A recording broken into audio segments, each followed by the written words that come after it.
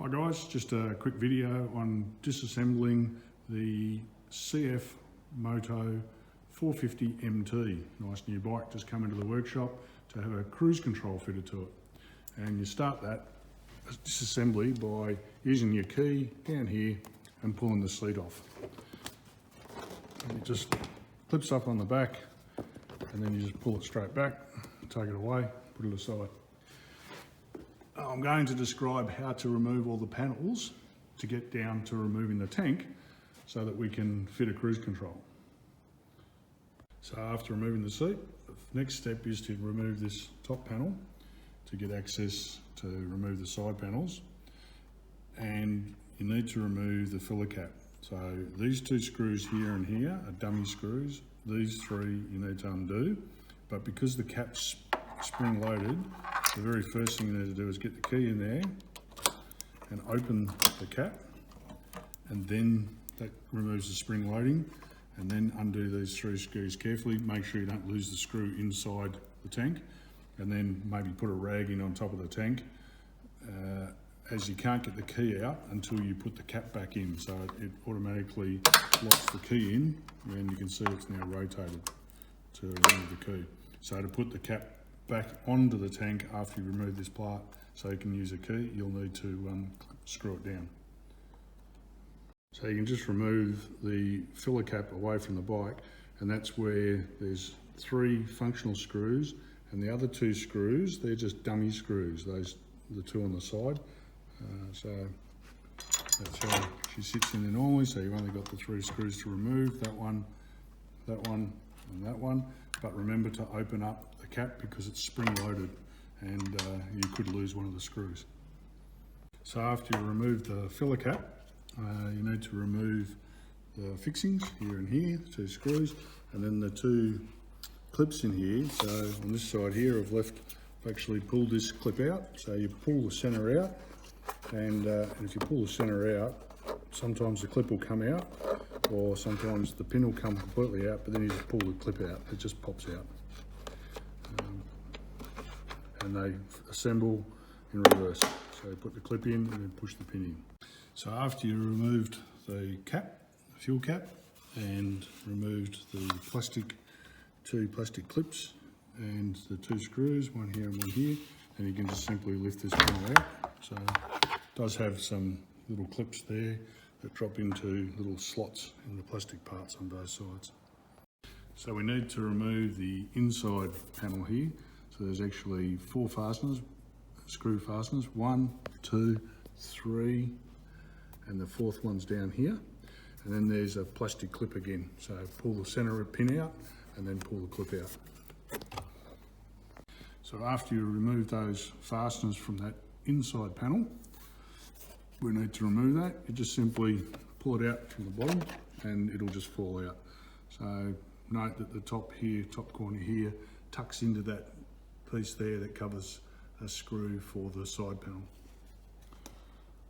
So getting that side panel out, you need to remove the three black screws on the panel, and then there's one right up underneath here. It's a little silver one. So after removing those three fasteners out here and remembering that one underneath here, after removing them, grab the panel from behind in the back here and pull outwards, and just give it a wiggle.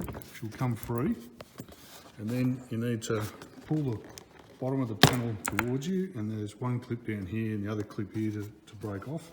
And then finally that last piece, or those last two clips up the top, you need to get your fingers right underneath that edge there and pull towards, straight out. And then be careful because of the wire.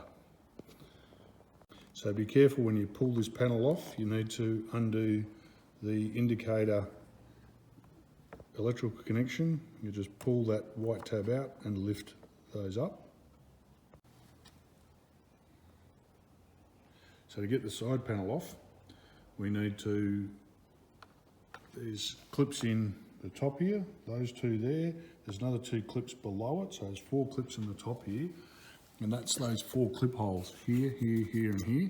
The bottom two come out pretty easily, but the top two, you have to grab something in the back there, like a plastic trim tool, and lever it straight out. So the panel comes straight out this way. Then make sure you disconnect the indicator. So there's a little indicator connector there, and you can do that by just levering the little white terminal here. You pull that towards you and lift the connector out. Before removing the side panel off either side, you need to remove the indicator connector. That comes out at the top. There's a little clip here that you need to push to press back, and then you can lift the connector up, and then the wire comes through the little slot there. Before removing this panel, there are the screws as indicated, but there's also down inside here a clip, looks like this. So normally it would sit in the hole. So they sit like that, and they push in when you're assembling, they push in like that. So you've got to pull the little middle piece out, and then you can remove the clip. So on the right hand side, you need to remove this side panel from the fuel tank and remove it out from the bike. We have two fasteners up here. Then you need to remove this electronic module and unclip the connector from the plastic part and undo the cable tie here. And then you need to remove a screw that's underneath here. It's on a boss going through down here.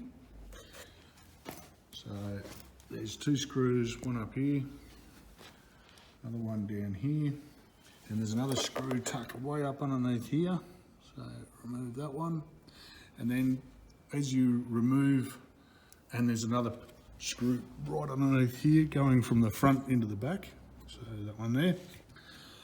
So then as you remove the panel, you need to lift from the bottom here to lift it out a little bit to get this to clear here, and then you'll have to lift the panel up directly up this way. Now there's some Velcro under here, and there's two clips which are easily broken. So slide the panel up, and then you'll peel it a little bit out this way, and then there's two more clips under here and here. And I'll show you the other side. So there's two clip points here and here that are still held on. They're shown here and here. So you need to just pull them directly out. And these are the two white clips and the Velcro here and here. When we took the panels off, the Velcro all came off on the panel. So it came off on this side, the sticky came off, but we were able to lift the panel up and away from the tank. And then when you remove that, you put that aside. Right, removing that left-hand inside panel here. So we've got 4 screws, one at the top here, one here, one down here, and then the last one down there. And then you've got that plastic clip that you've got to remove there. Pull the pin out, pull the clip out. Then the whole panel just pulls in and drops out. So the left-hand side panel is the same as the right. So you've got to remove these 3 fixings here, here, and here. And don't forget the one that's right up inside there. There's a little silver screw self-tapper going into it. So removing that left-hand side, it's the same as the right-hand side. So undo the rubber plugs, pins at the back first. So you pull the panel out this way, and then it'll be clamped up the top here with these 2 clips. So then you've just got to get your fingers in behind there and pull those clips off. So they're the 2 clips at the top, and the other 2 clips below them, the white peg clips, they come out easily, but the 2 at the top are a bit firm. And remember to disconnect the indicator connector before removing the panel. Right and left side fairings, tank fairings, are the same. So we have one fixing here, we have one fixing underneath this plastic piece here, so it's way underneath there. Got another fixing in for the rear front here, so I haven't put that one back in yet. I've got one fixing in here, and then the two fixing here's, and as I'll show later, the two clips in here that need to be carefully, the plastic clips that can break off there. And when you're removing the panel, lift the panel up, straight up from the bike, because there's two clips in here, which if you try to pull them straight out, they'll break the clips. And then there's two bits of Velcro in here and here. So you'll just need to tear it up, bring it up.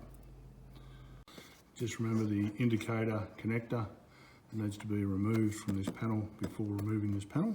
So you just push that little clip at the top and then lift the connector up, and then through the slot here, the wires will come through. Okay guys, got the bike reassembled now, just bar the seat, and we'll just go over some of the items for the cruise control. So we have the cruise control on this motorcycle. We've fitted the slim switch to this one, so it looks really well integrated here next to the switch block. So we've got the cruise on off, that's an indicator light, that's a set button, that's a resume button. So it's just like a car cruise control. And how this functions on this bike, we're still working off old pull cables and off the throttle. So that's working off down the throttle lever down underneath this panel work and underneath the fuel tank. And what we supply in our kit is you reroute the existing throttle cable down from the throttle body, and you bring that throttle cable back up to here, and we supply this cable interface unit, a CIU, and then we supply a new carby cable that goes from the CIU up into this area here where the throttle body is. And then additionally we supply this cable in here, which then runs back down here, runs down here, runs around and runs into our electric servo, which drives the throttle. So that's the system, the cruise control system.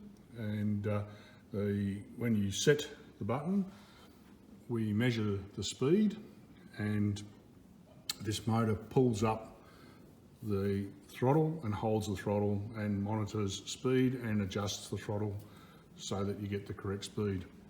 How is it done? We have a computer, it's the brains in the back here, so that'll sit on this bike, will sit connected to our harness that we supply with the kit.